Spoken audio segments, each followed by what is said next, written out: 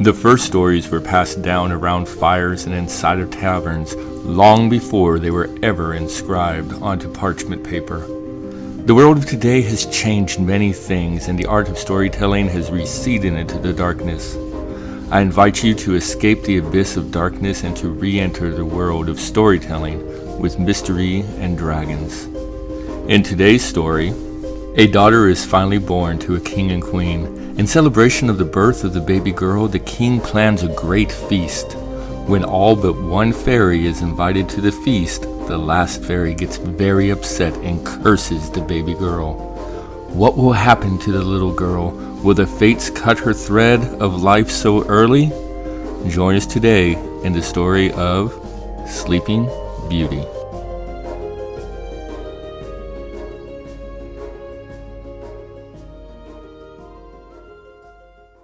The sun shone down on the land of Sova, while the birds flew through the air singing a bright melody. And why shouldn't they? On this day, the queen gave birth to a beautiful girl. Delight filled the hearts of all the people within the kingdom as word of the baby spread. To honor the princess, the royal family planned a festival culminating in a feast. King Vincent, the ruler of Sova, sat upon his throne and began to create a list of the people he would invite to the festivities. Of course, invitations would be sent to the neighboring kings and queens, as well as the most prominent people of the surrounding village. "What about the fairies?" the young squire inquired. Little did he know this simple question would have an everlasting effect on his kingdom. "Ah, yes, the fairies. Invite them all," he said. "Sire, I regret to inform you there are only enough settings for 12 of the 13 fairies. Shall I cross somebody else off the list?" The king did not take time to think of his response before the words escaped his lips. "No, send the invitation to only 12. Leave Lanaya off the list. 12 is enough, and she is nothing but trouble." The squire finished writing down those invited, rolled the scroll up tight, and placed it into his sack. He walked out of the throne room and mounted his horse. In a cloud of dust, he left to deliver the invitations. Not far outside of the kingdom, on a tall hill, stood an old castle whose walls rose from the ground before recorded time. The ancient fortress showed the passage of time as moss and vines now covered the stone bricks. Within the castle dwelt 13 fairies. They were the guardians of hope, the last item held inside the infamous box. The fairies lived in harmony for centuries, most of the time. Any visitor would be greeted with the sounds of laughter and giggles of small children, for fairies were often mistaken as such. On this particular day, the fairy Lanaya was in her room playing with her dolls, during which time she constructed a huge kingdom, complete with houses, farms, and a fortress to tell a story of a young princess running away from an evil sorcerer who wanted to imprison her in an enchanted chamber. A knock on the wooden door downstairs interrupted her playtime. As the sound echoed throughout the empty halls, Lanaya peered down from the doorway as Bianca, another fairy, answered the door. Lanaya's heart jumped with joy when the squire began his announcement. King Vincent and Queen Caitlin had given birth to a baby girl, and a festival with a feast would be held to honor Princess Dina. The next few moments came as a shock to Lanaya, as the visitor told Bianca, "Unfortunately, there are only enough places for 12 of the fairies, and the king gave me orders. Lanaya must not attend." Lanaya stormed out of her room. "What do you mean I am not invited?" The squire became white with fear as Lanaya flew down to meet him. "The king wanted to invite you at first, but he found there was not enough settings at the table for all 13 of the fairies," he said. "We attended festivals at the castle before. What is different this time?" Lanaya screamed her question at the squire, who sank further into his tunic. For such a small creature, Lanaya contained the fury of a thunderstorm when angered. The squire tried to make an excuse, but Lanaya cut him off. You can tell your king none of the fairies will be attending the festival, nor the feast. Bianca touched Lanaya on her arm. Lanaya, the fairy said. What? You're not going to go, are you? Bianca shook her head confusingly at Lanaya. Well, we cannot turn down the king's invitation, can we? A scream erupted from Lanaya, and in a cloud of smoke she vanished, only to reappear in her room. Frustration filled Lanaya's heart. Can you imagine being the only one in the whole kingdom not to be invited? She shouted at the stone walls and threw out her hand at a window. A bolt of energy shot out from her fingertips and sent shards of stained glass exploding out into the empty air. Do they think not having an invitation will stop me? The tears fell from her eyes like a waterfall. Feelings of betrayal and abandonment entered her soul, followed by an intense anger.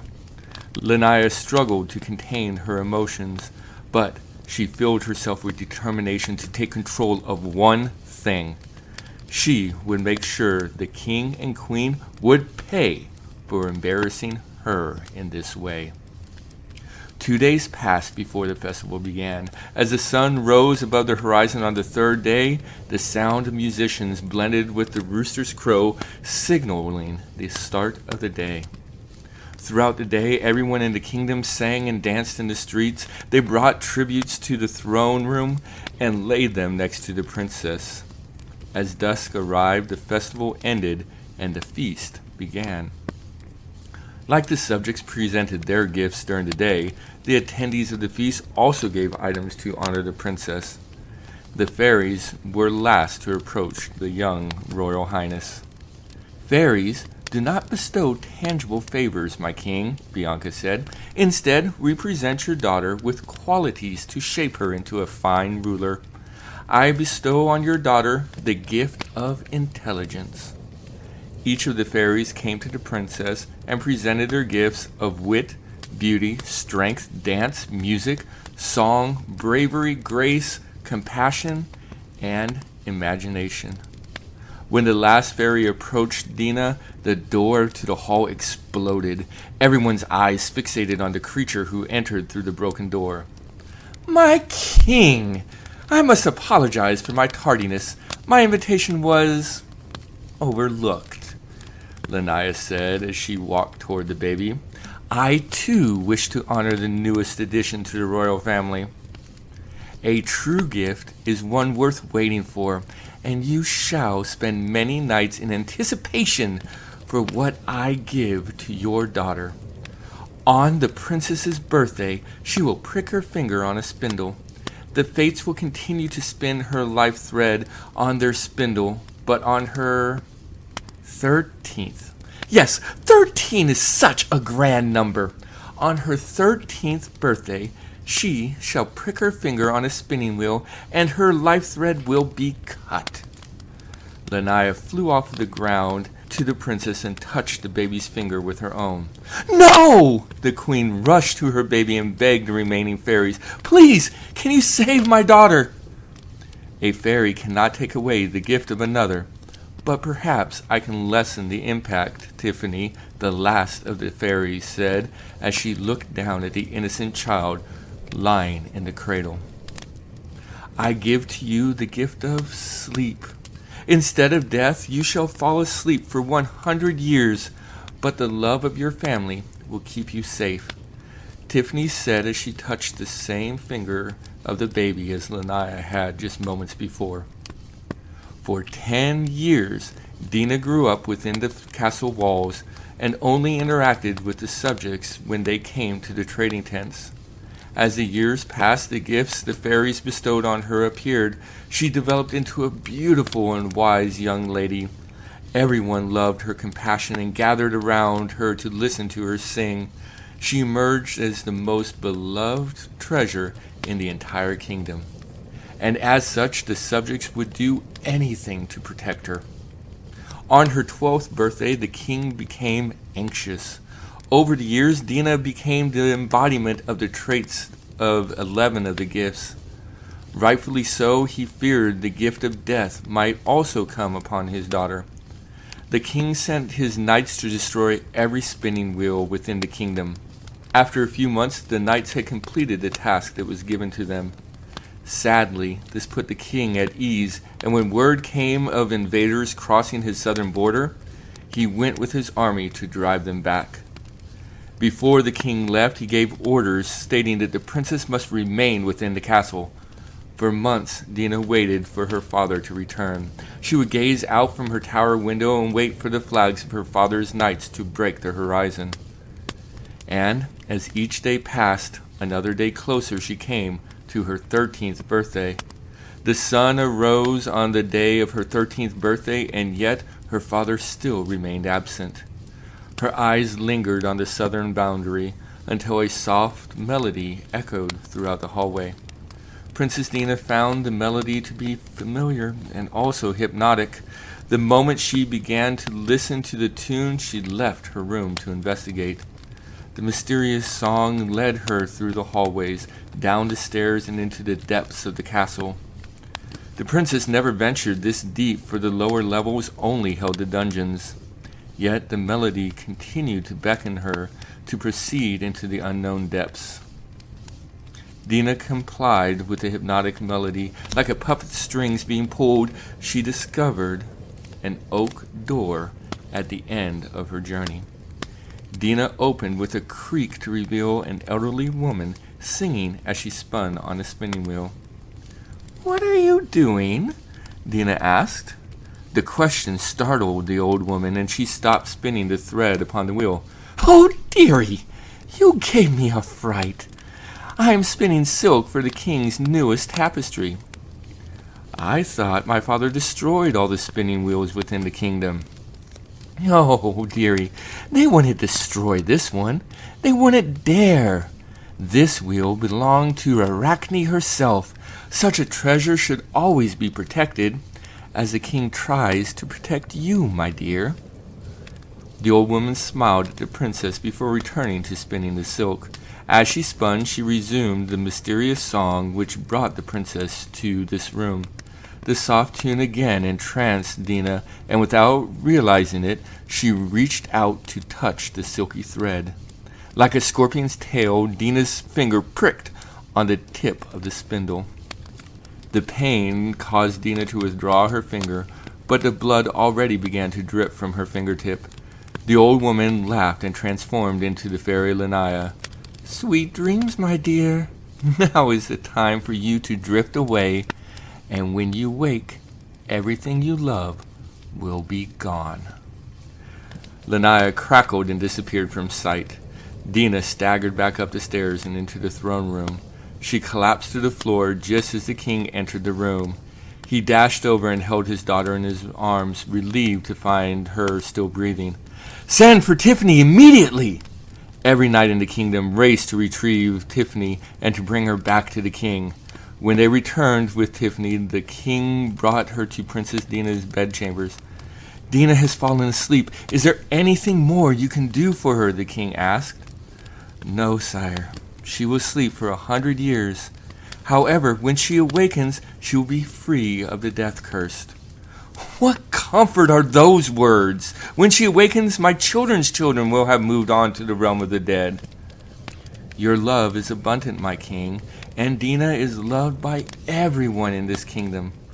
This adoration might just be enough." Tiffany flew high into the sky above the kingdom. She continued to fly until the entire kingdom stood beneath her. Tiffany waved her hand and cast her last spell. In a cloud of dust, Tiffany disappeared, and the dust descended onto everyone in the kingdom. When they breathed in the dust-filled air, they all fell asleep. For 100 years, the god Helios and the remaining 11 fairies guarded over the castle, and the hibernating inhabitants hiding inside. The fairies planted trees around the castle and grew vines and thorns to camouflage the castle. Storytellers began to entertain their listeners with tales of spirits who haunted the forest, for the fairies frightened any trespasser who ventured into the wood. For 100 years, the people of Sova slumbered, and Lanaya disappeared, never to be seen again. On the first day after the 100th year concluded, a young prince and his closest friend were riding their horses near the haunted forest. "I dare you to spend an hour inside of the forest," their friend told the prince. "An hour? Are you ludicrous? You will be king one day. A king would not be frightened of tales told by children." "Nothing scares me. I will show you." The prince dismounted his horse and grabbed his sword. "Your sword? You will not need it. There are only stories, remember?" The prince placed his sword back on his horse and removed his armor as well. "Nothing scares me." The prince followed the path into the forest. He recalled being scared by the tales told around the fires of the spirits which haunted within, like every other child had been. But today he would not let fear stop him from completing his task. As he crept further into the wood, the limbs of the trees began to grow closer together. The stories of the different supernatural beasts hiding in the bushes and holes caused the prince to imagine the branches reaching out like goblin hands to bind him forever. Sounds echoed around the prince, but he could not distinguish one sound from another. The sounds blended together like the limbs of the trees, creating a seamless blanket of noises. Inside of the forest, time appeared to stand still. Had a few minutes passed since the prince entered, or closer to an hour? The prince ventured deeper into the woods when he began to behold a flickering of different colored lights ahead of him. The orbs bounced like fireflies, but fireflies never existed so immense outside of this strange domain. For a moment, he was gorgonized by the orbs, before the lights led him to a wall blanketed in vines and thorns. The prince inched closer to investigate, and as he did, the vines and thorns pulled back to reveal an old door. He tried to push the door, but it would not budge. Years of not moving kept the door in place. The prince pushed harder, and the door moved an inch. Once more the prince gathered his strength and drove his body into the door. With his final shove, he put his entire weight into ramming the door open enough to allow the prince to squeeze through. Inside, the prince found himself standing in an ancient throne room, and on the floor were mysterious lumps amongst the stone tiles. The prince leaned over one of the lumps and brushed away the dust to reveal the body of a sleeping man. He tried to awaken the body, but he could not shake away the slumber. A hum emanating from down the hall interrupted the prince from his examination. Like a beacon, the prince followed the hypnotic tune through the dim halls. The prince continued to discover more sleeping bodies. They appeared to have fallen asleep wherever they fell. They laid not in beds, but rather in hallways or in various rooms. The prince rounded a corner and encountered 3 bright lights levitating in front of a lavish wooden door. The tune reverberated from behind the door. He tried the handle and found it to be unlocked. Opening the door revealed the bedchamber of a sleeping princess. Next to the slumbering princess hovered 4 additional glowing orbs. "The princess is under a curse, but her 100-year slumber is over," came a voice from one of the glowing spheres. The orb began to speak, and the prince stood awestruck as it transformed into a fairy, followed by the remaining orbs. Many changes occurred in the world since the people of Sova fell asleep. The princess will need a guide to help her navigate this brand new world. If you agree to be her guide, take her hand and awaken the princess from her dreams. The prince walked over to the princess and gazed at the sleeping beauty. He reached out and took her hand, and as he did, the princess's eyes began to open. As the princess awoke from her deep sleep, so did the rest of the inhabitants of the castle. The thorns and vines also receded into the ground from which they sprang to allow the people of the kingdom to enter and exit their kingdom. The prince kept his vow to the fairies and helped not only the princess, but all of the subjects of Sova navigate their way through the world. After a few months, the prince married Princess Dina and united the 2 kingdoms, and everyone lived happily ever after.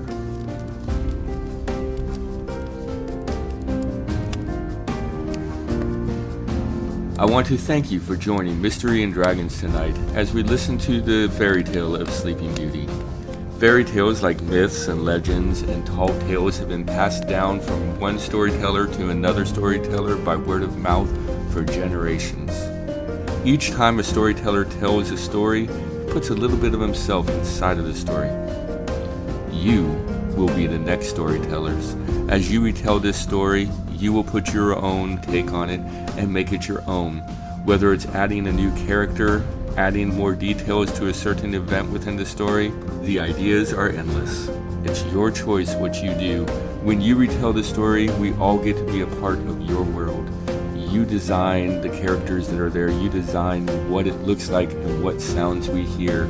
We get to live in your world for a little bit as you retell the story. Until next time, my dragons, enjoy telling your story and tell it to as many people as you can. Have a great night, and I'll see you next time.